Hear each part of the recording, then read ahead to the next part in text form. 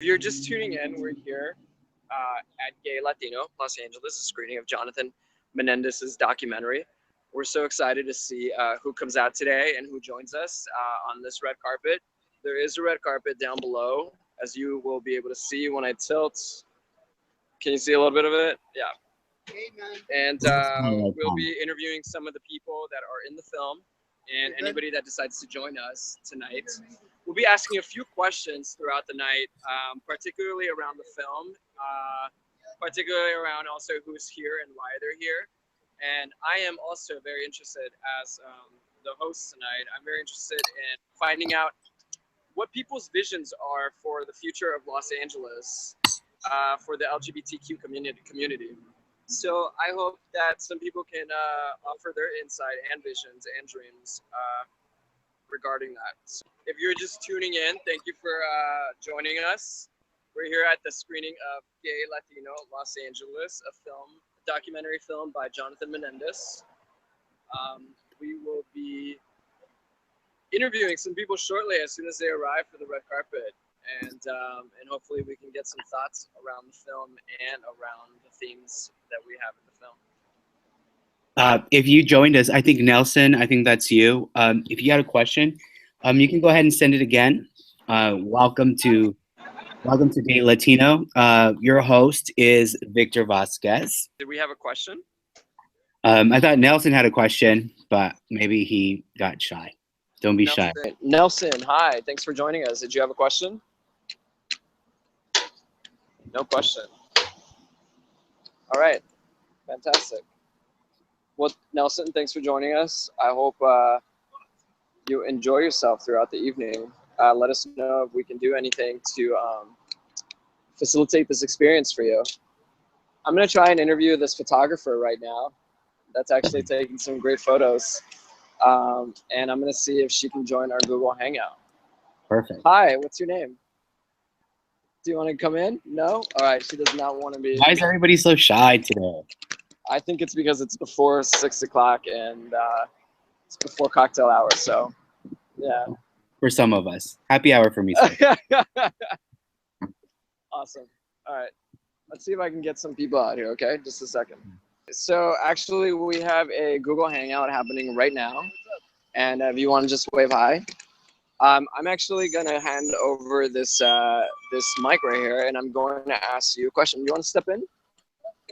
Step into the frame so we can see your beautiful faces. All right, so we're here at the screening of GayLatino.LA, a documentary film by Jonathan Menendez. And I'm wondering what brought you out here today? Yeah, of course. So I'm one of the subjects for the film. Fantastic. Yeah, so that's what brought me here. But more than anything, just to follow the conversations, what that means to me, you know, to share my story as somebody that is gay, Latino, undocumented, and just politicize the conversation, particularly in this month that is Pride, right? That like, people are just being out and proud, but you know, like things like the HIV pandemic is something that we still carry. You know, it's a legacy. So just like having those conversations after the film and having friends to check it out. Thanks for coming and supporting it. Yep. Great. So I have one more question for you, and I'm just going to take this to ask it, just so they can hear me and they can record. The question is, what is your vision, since the film takes place in Los Angeles, what is your vision for the LGBTQ community in Los Angeles? Looking for that future. I think like my vision for future queer and trans people in Los Angeles is actually to get involved, to get politicized. I feel from the 70s to where we are right now, you know, like we are too comfortable with movement. So we need to be more conscious and more aware of our existence and connect, you know, and humble down and connect to. Oh. Can I ask you the same question? Is that okay? All right. Wait, can we get him back on? Yes, we have one more question actually for you. What do you want me to hand over the mic to him? All right, fantastic. Here we have one more question. If you can listen. Awesome. I wanted to ask you, since the movie came out and you kind of exposed yourself, I know that being undocumented, sometimes a lot of people hide that. Have you had any backlash, or what has been the experience after the viewing of the film for you? Or Yeah, I think that exposing my story, not only like the community work that I did, or because that was like 5 years ago, and where I am right now, I definitely have grown as a person. And hold on, the noise. yeah.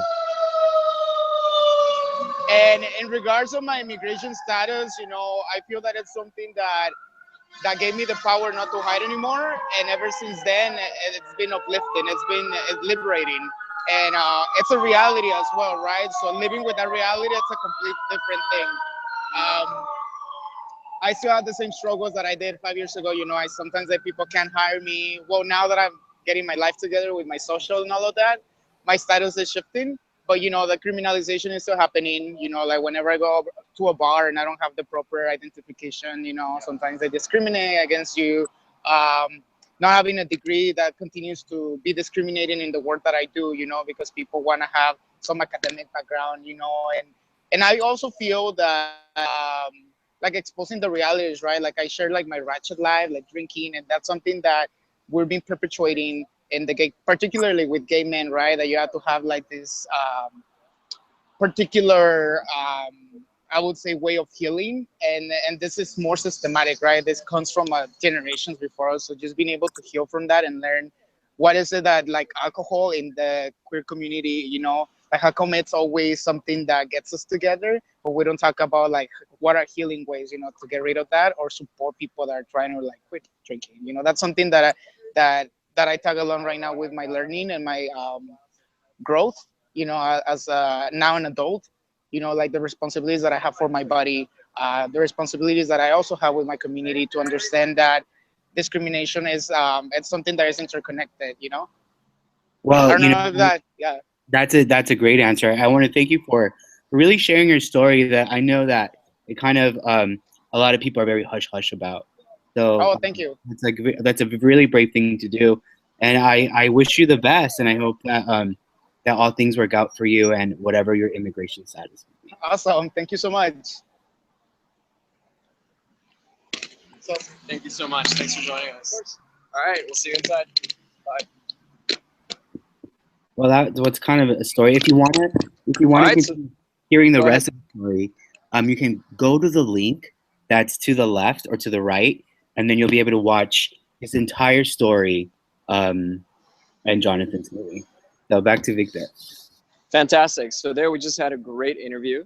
And I think a lot of great wisdom was shared about not only about Los Angeles, but also about the way that we do not talk about healing in our bodies. And I think that's such a big question, not just for the LGBTQ community, but I think also for anyone really, is nobody teaches us how to heal, right? So that was some great insight into that topic. Okay. What did you think, V?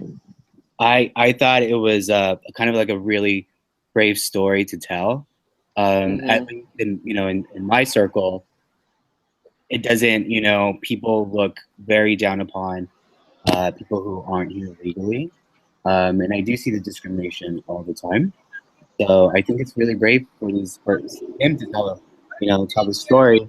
And I'm most happy that, he's found a way to like also heal, and sometimes we can become bitter at things, and it seems like he's not. It seems like he's kind of like living life, happy. Yeah, exactly. Yeah, I agree. And I think it's all a matter of perspective. So I think he talked about he hinted a little bit at how, it's essentially life. We go through phases. And I like how he, sorry, I'm being attacked by like a fly.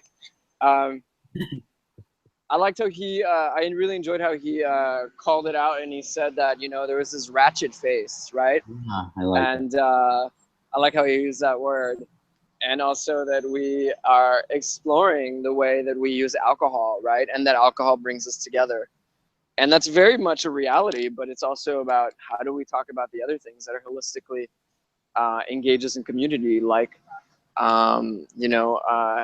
not only what was our journey here in Los Angeles, whether we migrated from a different country or for a different city or a different state, but also what is our journey through healing, and what is our journey through substance abuse, or what is our journey with one another.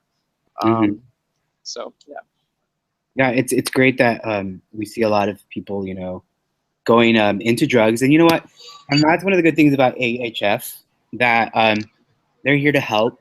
I know that a lot of my friends have been helped by AHF. So it's a great organization. So if you ever find yourself ever in need of medication, healthcare, AHF is actually a really great place to go. And for those of you with a little bit more money, you can always make a donation. AHF is worldwide. So not only does it help the local community, but you know, it helps communities everywhere. Yeah, and I think the website is AIDShealth.org, correct? There you go. Yes. All right, so actually, just to give you a little bit of insight about where we're at right now, we're on the corner of Hudson and Sunset, which is very close to Cahuenga and Sunset. We're at a very busy intersection. Sunset is very popular, especially around this time. And that's what you'll hear in the background is all the hustle and bustle of Los Angeles life right now. During the interview prior, we heard the ambulance and the police. So just bear with us as we move through the sounds of the city. Yeah, I mean, we're right by the Hollywood Athletic Club. Exactly. Also, when you watch the movie, the code to the movie is GLLA. Okay, so the letter G like gay, the letter L like Latino, and then LA. So that would be your password to watch the movie. Great. Thank you. Perfect. I'm excited about tonight. What's your favorite thing about the film, Viv? Again, like one of my favorite things about film is that you get to see the story of different individuals living different lives, because to encompass Latino into one bubble or into one box is a little ridiculous. I think that somebody once said that Latinos are like sand. You know, at a glance it looks, you know, golden, but if you look closer, there's brown and black and red, and so you know you can identify with these characters because we've all kind of, you know, we are one of those. We fit into those people. So for me, I mean, growing up in LA and having been tempted by so many things and going around Sunset Boulevard and all that it's cool to see somebody like have a struggle and then figure out a way out of it. I think there's a lot to learn from that. And so that's probably like one of my favorite things. I know I'm getting a little bit Will Smith on it, but yeah. Like you Sorry, say, we just had somebody. We'll yeah, have an interview in a little bit. No, keep going, please. Bring them in. We'll bring them in a little bit. Do you know who this is behind me? Maybe you can help spot the person. Oh, you know, I hate to admit this, but I don't have my glasses on today, and no, so you can't see. Ooh, what is this? I just discovered that you can do different filters on this. Oh, there you go. No, we don't want blur. Nope, we don't want that. That's kind of cool. There you go, Obama. Oh, no, we don't want that. All right, let's go back to the original. All right, so we're actually going to interview somebody right here. Hey, how are you? What's your name? I'm Brian Pacheco. Brian Pacheco. All right, so we have Brian Pacheco here. Brian, I'm going to give you this mic right here in a little bit. But I actually want you to introduce yourself again and say what brings you here today. And then I'm going to ask you a question after that, actually. Sure. Step closer. Right. Yeah, there you go. Hi, Brian. The mic. On live. All right. So go ahead. So introduce yourself and what brings you out here today. Hi, everyone. I'm Brian Pacheco. I'm actually one of the 3 subjects of the documentary GayLatino.LA Coming of Age. We're screening that tonight. That's what we're here for. Fantastic. And I have a question for you, Brian. Sure. So considering that LA is also very much a part of this film, what is your vision for the future of the LGBTQ community here in Los Angeles? What does that vision look like? You know, I think that more solidarity. I mean, because there's a lot of, I mean, because this community itself is very diverse, and there's obviously pieces or parts of it that may not get as much attention, or may not be getting the rights that they you know, they need to live a life that's, you know. If you haven't seen the film, basically the film follows three guys, and I'll kind of tell you the story, and it's a movie that's important for our generation, or you know. All right, so the question for Brian that we just asked, just to repeat it, all right, was what is your favorite part about this film? So Brian, if you can answer that. Yeah, sure. This is the mic, and this is the, there you go. So my favorite part of the film, I think I honestly enjoy watching the stories. The three of us are very honest and candid about our lives, our dreams, our fears, our you know, what gives us anxiety. And I mean, I think it's stories that I think are that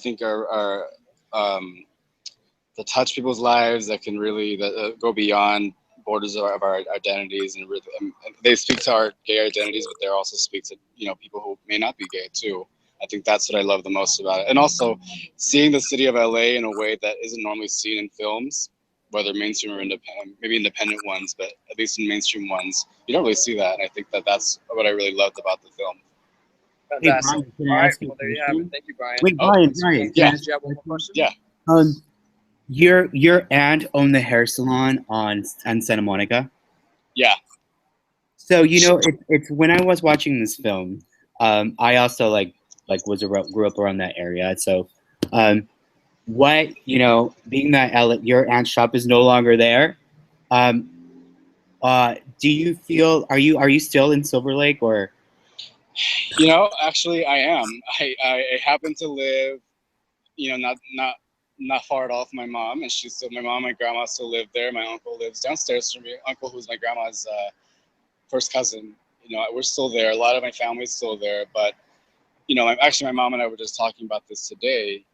If they were to get evicted or something, they wouldn't be able to afford living there, you know, where we live now. You know, So I guess, can. I guess that was my question. Yeah. How has gentrification affected your family? Has it affected your family? Was your aunt forced? I mean, if it's TMI, let me know. But you know, that really struck a chord with me when it was your aunt who owned the shop, and so I'm like, I want to talk to that guy. So, did you ever go to her shop? No, I didn't. But it was like, it's one of my little favorite streets still to this day. But yeah, she I mean, she continues to, you know, practice, you know. Yeah. But she doesn't not practice. Sorry, she still cuts hair. Mm-hmm. She styles hair. She was, because of rising rents, we couldn't afford it. And actually, I think we replaced her as a boutique that sells really expensive clothing. And so I think, you know, obviously, they're obviously in a better position to pay, because while my aunt's prices weren't cheap, they weren't, you know, they weren't $30 a haircut or $40, $50 a haircut. So to the point where she could actually afford living, paying the rent that the landlords were asking for. And so, do you feel like do you have any way one way or the other regarding to what is happening to the neighborhood? Do you feel like Latinos were kicked out? Like I always say, where did all the gay men go in Silver Lake? You know. Yeah. So do you feel that way, or is it just me? Or? You know, I think that what happens, I think the Latino businesses are especially in the Silver Lake area, are out, but the Latinos are still there. A lot of them have moved out because of gentrification, but it's a pretty Latino majority neighborhood. I don't know for certain, but it's still a pretty Latino neighborhood, but it is changing. Maybe not as quickly as, you know, places like in Manhattan or San Francisco, where it's more compact. According to the census, it's Silver Lake is 51% Latino. Yeah. And there's only one person on the board. I don't know if you follow the story. The neighborhood council. The neighborhood council. I don't know if you follow the story about the woman who was saying that all illegal I heard about it. slaves. So I was just wondering if your family, if your father, your mother, did that connect you guys? Because did they feel discriminated against ever? And then that help you with your gayness, or we lost them? So if you're just tuning in, we're here. Compliments of AHF. We're screening a movie tonight, Gay Latino Coming of Age. It's a film by Jonathan Menendez. It follows three guys, and basically it's the story of being gay and Latino in Los Angeles. And what's really great about the story is that since we're Latinos and we're so diverse, you know, we have Black Latinos and Asian. It's endless. So it's a really great film. So if you want to watch, the film will start screening soon, and you can get a passcode. The password is GLLA. You can type that in, and it's good for 24 hours. So not only can you watch it by yourself, maybe you can watch it with someone else tomorrow, if you don't make it to church, if that's what you're into. Anyways, we're waiting for Victor Vasquez to come back with Brian Pacheco. I really dig his story, especially if you've ever hung out in Silver Lake. Then you know how the neighborhood is shifting. So we're back with Victor Vasquez and Brian. Hi. So Is everything good over here? Yeah. Yeah? Okay, good. You're okay like So yeah, 51%, at least the Silver Lake neighborhood specifically. And yeah, there's only one Latino member on the Silver Lake neighborhood council, and then there's one in particular who, what did she say about immigrants? Something about immigrants. I remember being very pissed off. said they should all be slaves. Something like that. Yeah. Really unfortunate, and just really, I mean, it angered me, but just yeah. Well, it was good talking to you. Likewise. You were great. So thank you. All right, bye everybody. All right, Brian. Thank you so much. Thank you. All right, we'll see you inside. Bye. Thanks.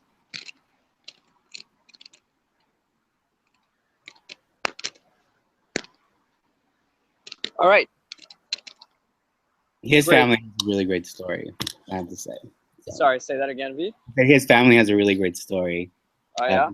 Mm-hmm. Nice. Yeah, that was a great interview. Thank you for facilitating that last part. I'm so glad you're like a part of this.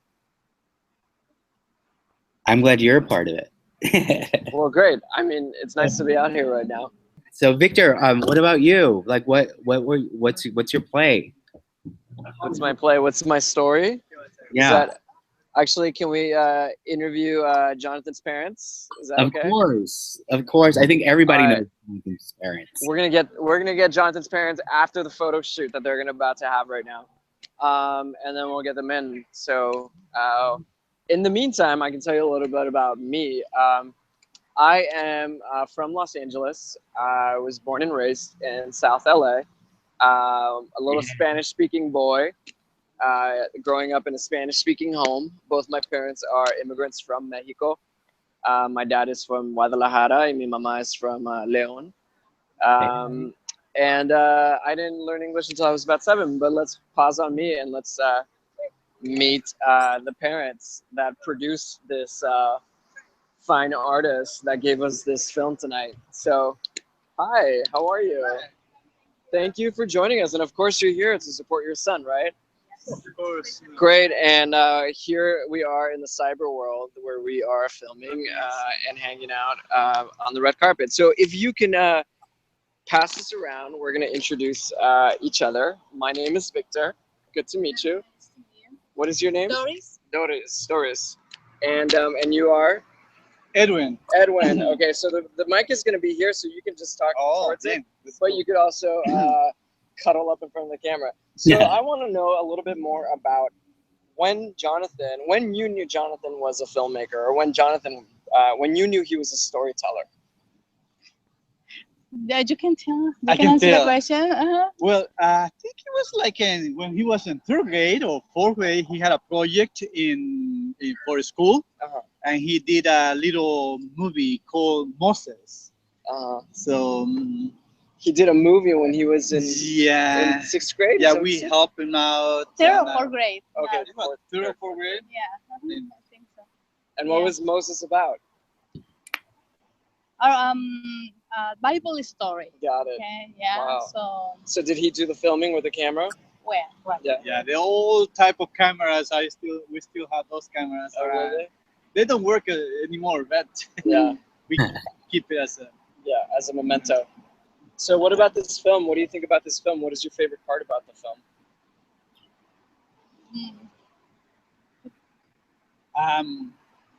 Well, the fact that he tells a story about the three persons that are Involved. And how they come across in the gay world, and how they Develop. They develop. Okay. The lives. Well, also is I think it's very important for families today that it's very hard to accept gay people, and it was hard also for me. But at this point, I'm very proud of Jonathan for this movie, and I 100% support him in the filmmaking. So what do you think is next for Jonathan? What do you think is his next step in life? Well, he's coming with the second part.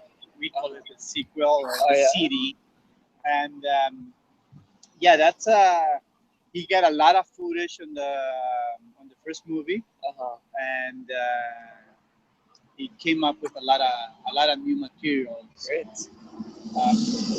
Are there any? Is there any the next step that he's working on? I think, and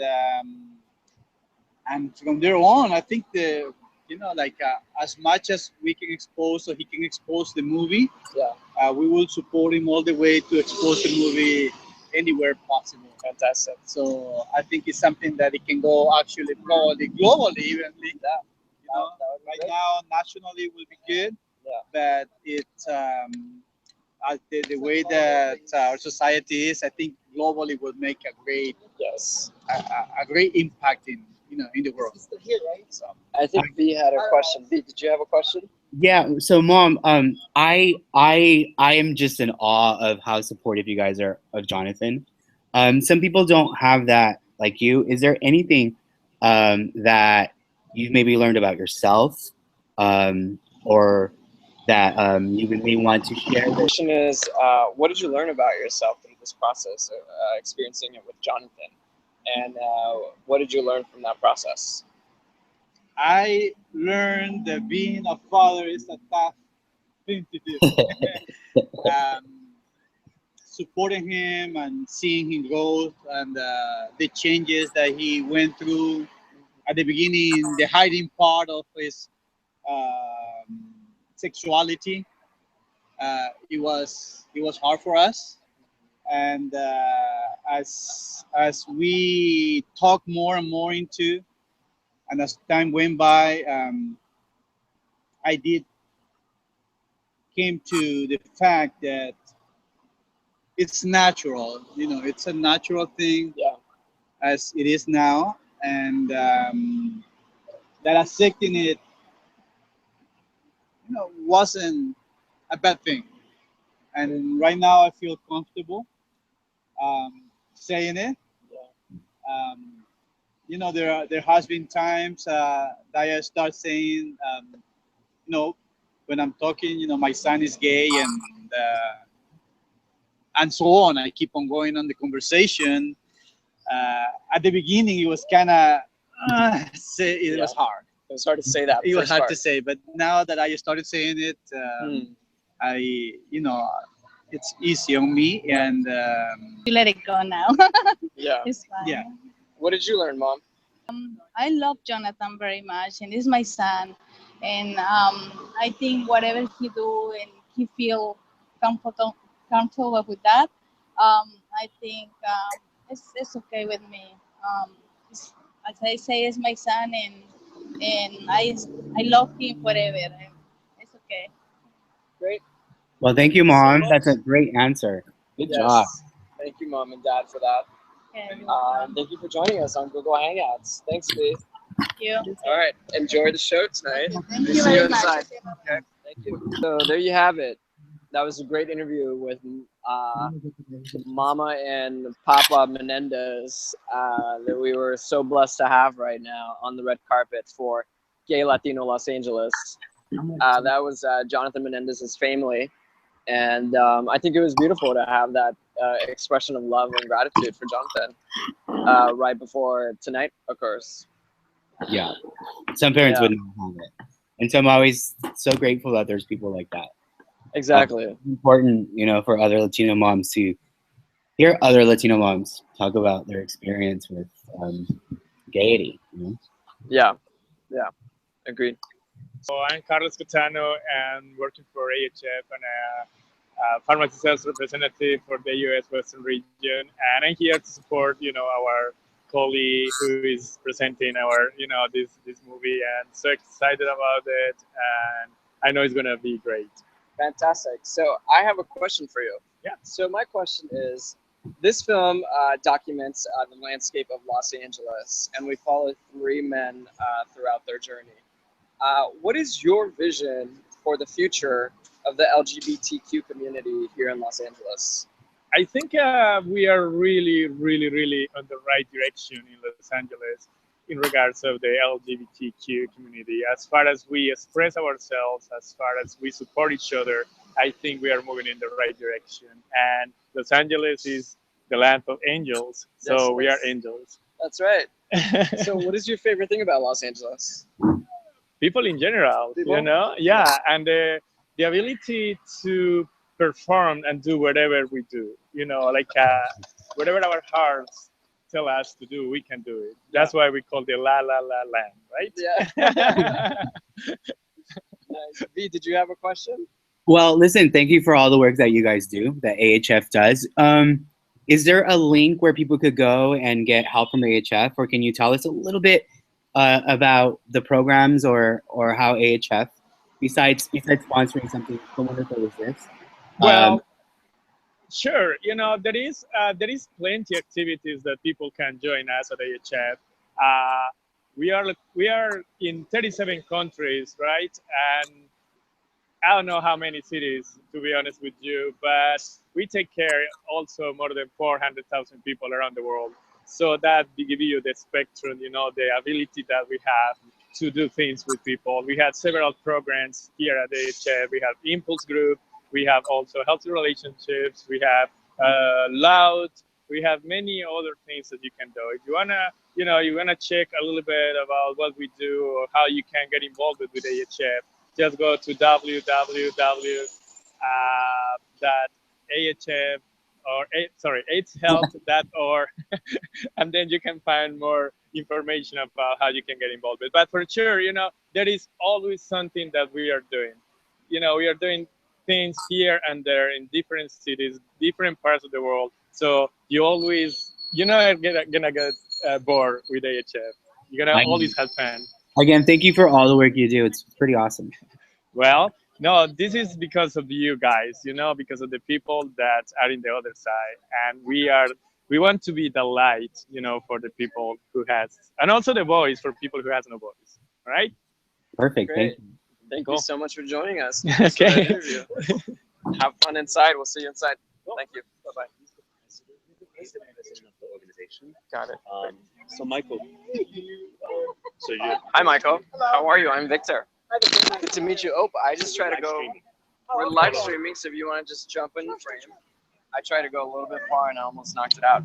So I'm gonna give you this microphone in just a little bit, but I want if we can ask you really quickly, what brings you out here today, and also, what is your vision for the future of the LGBTQ community in Los Angeles? I know it's a big question, but hopefully you can. I wasn't really. I'm gonna put that in there for you. Okay, is that okay? Okay, sure. Okay, and we're looking right here. Well, I'm out here tonight to support the making of this film. I think that in terms of gay Latino culture, LA is one of the most important places in the country, if not in the world. And AIDS Healthcare Foundation has had a close affiliation with the gay Latino community throughout its 28-year history. with Vienna Star, Glue, with other organizations. And I think that a component of what AHF does in terms of promoting a healthier lifestyle is to help communities to build their identity and to create safe spaces where they can get together. Great. And the second question was about the state of the. Well, my question was, what is your vision for the future of the LGBTQ community here in Los Angeles? Well, I mean, I think that what's going on in many respects now is something that we could only have dreamed of when I was a youth and when I was, climbing up the steps at the Gay Lesbian Community Services Center on Wilshire and Union. And I think that there's some opportunities for LA, the community here. I think, first of all, obviously, marriage equality has been a big gain, and I think it's changing the subculture of the community in general. But I think also there's an opportunity for LA to demonstrate how different populations or different, ethnic groups can work together and form one community, even while accepting the diversity and flourishing with the diversity. So I think that LA is pretty unique in that regard. It is, right? Yep. So where can we go to find out more information about AHF? You can go to AIDShealth.org or AHF.org, and you can find us by Googling us in 38 countries across the globe. Fantastic. Thanks. And V, do you have any questions for us? I did. Now that I have you here, can you talk a little bit about what the procedure is to say, like, go get like tested? Is this something that AHF offers, and what is Sure. And what is kind of like, I know that HIV is maybe on the rise with people of color. So, and a lot of it is stigma. So is there, can you share a little bit about how that happens? How you can go about getting, like, say, a test or Sure. and help? Great. Well, if you go to freehivtest.net, you can find a location near you. We have many locations throughout Los Angeles County. If you want an STD test, go to freestdcheck.org, or just Google it. Yeah, I mean, it's not a lack of access in Los Angeles. I mean, people may not be accessing it because of stigma or because of fears that they have, but there are places to go, and I urge people to know their status. And the reality is we still have 24,000 people in Los Angeles County who are either positive and don't know it, or people who know they're positive and not on regular care. We're right now in the middle of a really huge upsurge in syphilis cases in LA. You might have seen our billboards, syphilis is serious, based on the 24 ocular syphilis cases that we've seen in the West Coast in the last few months. So really, services are available. It's up to you to access them. And, and actually said, for people to support their friends, their family members, to go for the care that they need. Thank you for doing outreach for the community like this. Yeah. Thank you, Michael. Oh, thank you for coming out tonight. Oh, you're I welcome. hope you enjoyed the screening. Great. All right. Thank you. I didn't know that you do live streaming by taping I know, right? Actually, you want to put on both of them, or you're good? Great. I'll do one. You want the other one? No, I'm okay. So my name is Mario Novoa. I'm the producer of GayLatino.LA, Coming of Age, and also producer of the second movie that's in the works. And we're happy to be here with the AIDS Healthcare Foundation and sponsoring the screening of the film, getting the film to another set of eyes, another group of people that are talking about something that's relevant and important. And we're happy we're here. We're happy that the film is still going forward and it's being talked about. Great. And I have one more question for you. Something that I've been asking everybody is Los Angeles is such a major part of this film. It plays the landscape for these three narratives that we are following. What makes you passionate about Los Angeles? What are you passionate? What is that thing that brings you to Los Angeles or keeps you here? Well, I grew up here. I grew up in Glendale and in the high desert in Victorville. I think being somebody who identifies as gay, I needed to be in a community that was accepting of who I was. But LA also represents a crossroads of people from all over Latin America, all over the world. It's relevant in terms of film, which is what I'm most passionate about, the arts, and a lot of progressive movement. So Los Angeles means a great deal to me, and it's just a place that's unlike any other in the world. And then my third question actually is also, what is your vision for the future of the LGBTQ community here in Los Angeles? Fully accepted, not facing discrimination, being able to really move forward in terms of what people are doing in different communities, growing as a society, growing our educational standards across the board with all ethnicities that come here in the country, and being part of a community that is accepting of other people. And I think Los Angeles is headed there. Yeah, great. Can you One talk last about thing maybe here. What was your favorite part about working on this film? This being able to show Yeah. an audience the film, because I can say that working on a film is a lot of work. Unlike or like most industries, people have to put in the time, the effort, and work. So creating a film is working in different locations and having a camera and having a sound being recorded, and having talent or a subject that you're following with that camera. So I don't know if I answered that question. Okay. you're This is your talking favorite part about your today. subjects? So we're gonna let you go off and explore your favorite part today. Okay, well, he And, has a question for me. Wait. Talking about your subjects, how did you pick the topic, and You can go B, ahead. how did you pick the subjects, or were the subjects part of the topic? What came first? It was definitely the subject of, it's in the title. So gay Latinos, how do we tell that story? It's so broad, and we have such we have a historical presence here in Los Angeles, in the shadows.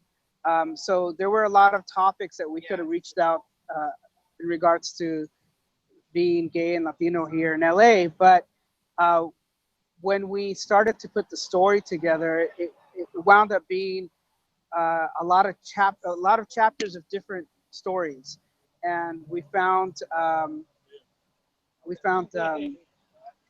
several people through the online process that wanted to be part of the documentary, and we found Alex and Carlos and Brian Pacheco, and we had the opportunity to follow them for 3 years, and Wow. that's how that came to be. It actually, we created the story in post-production during the editing process. Of course you did. Well, thank you so much. It was good talking to you. Thank you. All right, we're good. We have a really cool photo shoot happening right behind Oh us. my. Right here. Do you see that? Is that real? Can we interview him? Yeah, we can interview all three.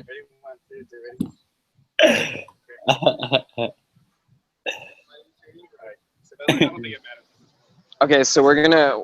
Oh wait, we're still getting another show. Oh, okay. All right. So you were right. It's past 6, so Yeah. We should have bring out some people. I mean, it might cause some car accidents, but I like your outfit, Victor. What are you wearing on the red carpet? Really? Oh, I wish I was just wearing underwear right now. Wait, I'm gonna turn this a little bit over. Perfect. Yes. All right, we're gonna try and get an interview with these guys. Hey guys, well, you're taking a photo, so we'll wait a little bit. Thank you. Thank you. All right, V, they got away. Did you have a question? Not an appropriate one. Just a second. Hold up. Your host is Victor Vasquez. He's actually a Penn Fellow, which is pretty awesome. So I am. How did you know that? boo, I did my research. That's awesome.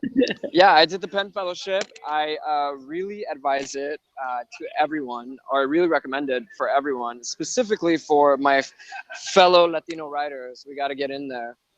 One thing I found, honestly, that made me really passionate is that there are not enough Latino voices in literature, and my goal in life is to change that. So part of that process for me was being a part of that fellowship, and not only did it equip me with a lot of tools that I needed during an 8-month period, but it also really gave me the confidence to move forward in that track. And I think also what it did for me also is that it introduced me to the community of other writers and other people working in the literature field or in the creative writing field in general here in Los Angeles. And before that, I really thought that it was not a vibrant community here, and I was proven wrong. And I think with my background in theater, I used to do directing in theater. It really helped me because I'm not shy, and being a part of the literary community here in Los Angeles, people have been really inviting and welcoming, and they've been really excited about welcoming and sharing opportunities with me to read my work and present my work and share it. And I will share one particular moment that really touched me. Is I had a reading at the Hammer Museum last year in May, at the end of May, and I read a series of poems and one short piece of prose, essentially fiction, flash fiction, I would call it. And there was an usher, and his name was Daniel, and he works there at the Hammer Museum, and I saw him actually this year, just a couple weeks ago when I returned.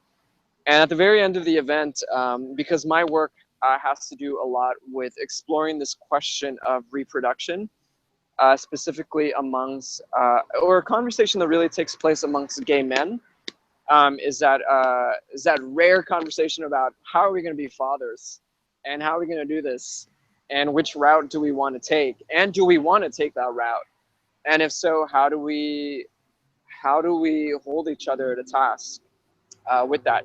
And so my work really explores that a lot. And in particularly, I close with this poem titled Men. And I can try and recite it to you over this live streaming. Okay, so Men. If you and I loved, let us live. Let us yell round sounds from our bedroom mouths. Savage, rude, spits of spirit, bulbous things. And in a million years, we may learn to impregnate one another using only our voices. Touching our ears, skin, and hair, we can simply and finally say, we want to have a baby, and one will appear. So that was one of the poems that I closed with, and Daniel came up to me afterwards, after the event, and he thanked me, and he said, "Thank you. I never really thought that I could see someone like me reading at the Hammer," and I was like, "Damn." Great. So it was a. Really, I would let you make me a baby. What was that? What did? Sorry, I couldn't hear you because we can make a baby anytime. We can make a baby anytime. Well, that's my favorite thing to do, actually, is practice. Okay. So hopefully we can get Jonathan in here for a quick little interview in just a second. He just stepped out. Jonathan Menendez is the director of this film, and hopefully we can get him out for a quick 30-second interview. Hey, Jonathan, can we get you for 30 seconds? Yeah, absolutely. All right, great. So we have Jonathan joining us. All right, hey, Jonathan. How's it going, everybody? Here, you want to put this on? Sure, absolutely. All right, fantastic. Super fancy. So, Jonathan, what are you looking forward to tonight? What's the biggest takeaway that you want? That's a question that I'm getting a lot tonight, and I'm really excited, primarily to reignite the film, because it actually premiered in Mexico City in 2012, 3 years ago. and I see some friends that are getting here. And I'm really, I really want to make sure that the audiences get a chance to see it. I think that this film creates a lot of dialogue as it's traveled around the country. It's been at over 15 film festivals, maybe 11, 15 universities. And every single time an audience watches it, they have something to say, because there aren't many films that are made about gay Latinos. There isn't, media that's being created. So what I want is to give us a space in Hollywood, give us a physical theater to, recognize the work that we're doing. And so even though, actually, hold on, because this is my film, I'm like creating like this hype, but that's why I'm also creating a film festival, So I create a film festival so that I could, showcase the work that we're doing. And so here I am on the red carpet, like setting this up. So yeah. This is how we do it. This is how you do it. You do it all. So Jonathan, Victor just shared with us that he read at the Hammer and somebody came up to him and, they could identify with him and say, oh, you know what? I never thought someone that looked like me could be reading a poem up at the Hammer, which is kind of a big deal. What was your inspiration, or where do you find that passion and that fire to give your your film legs after 3 years? So I think that inspiration comes from a space of pain and frustration and fear. I was, I had issues with my parents in coming out. It was really difficult for us as a family to construct a vision of our future together and what that would look like if I ended up with a man, if I ended up, being gay. And so I think as a Latino, I searched the web and searched the world for visual representations of myself and to learn about who I was and who I could be. And I didn't see role models. I didn't see things that I could, go by. And so I set on a journey to really construct an art piece that can narrate, the world as I would want it, or more so, this became like my spiritual journey. And so this film is a way of like healing for me, where I was able to tell my story without telling my story, because it's not mine. People always ask me like, hey, is this your journey? Is it, is it someone else's? Is it these three guys, or how much of your story really is in there? So at the end, this movie comes from a space, again, inspiration